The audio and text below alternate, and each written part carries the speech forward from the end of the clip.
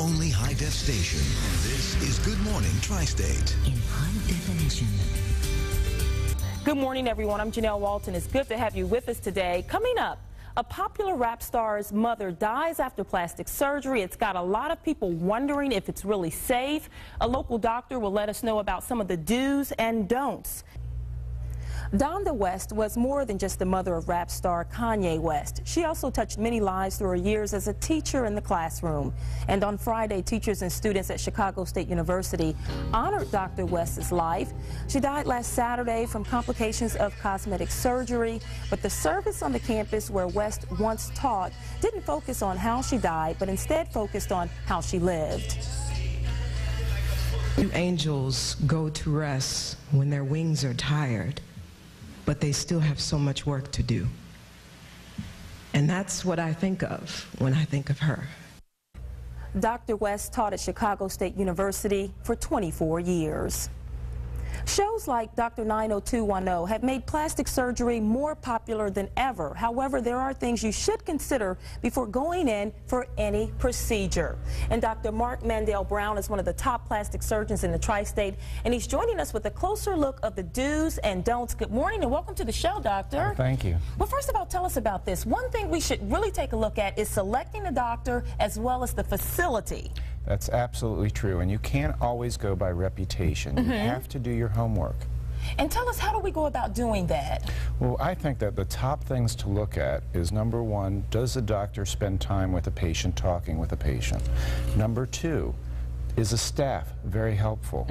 Number three, if you're having surgery, it should be an accredited facility simply by AAAHC.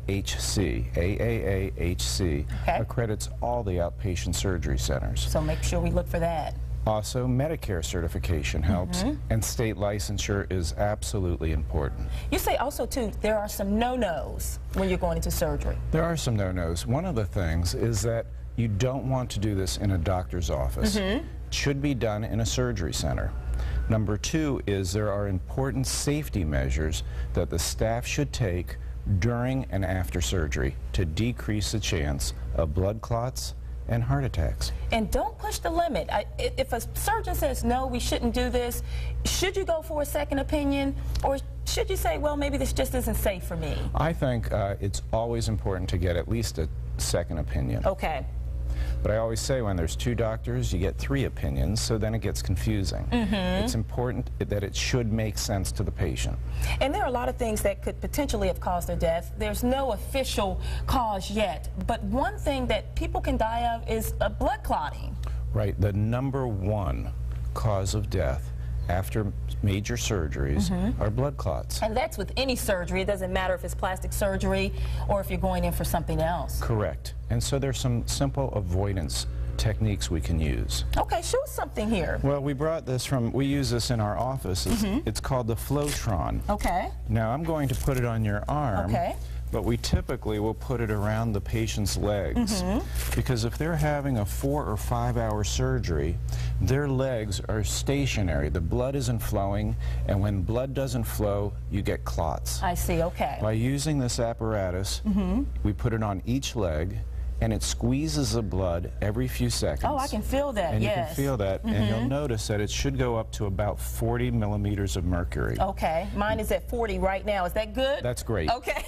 So we're pressing, in your case, the blood flow back to your heart. Oh, I see, And okay. your legs, we want to prevent that blood from just stationary. We want to push it back to your heart. Okay, and you've got some other things, too, here that you brought that people should consider with that surgery as well. And then after surgery, we recommend some stockings like this that are about a $20 item, $25 item.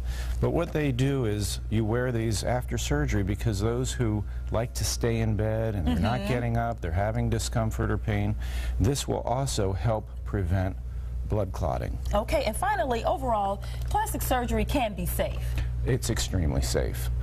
The chances of somebody dying or an untoward reaction, very, very rare. Okay, thank you so much. We really appreciate all these tips you've given us this morning. And for more information on plastic surgery safety, go to our website, WCPL.com. We're going to have a link to the doctor's office on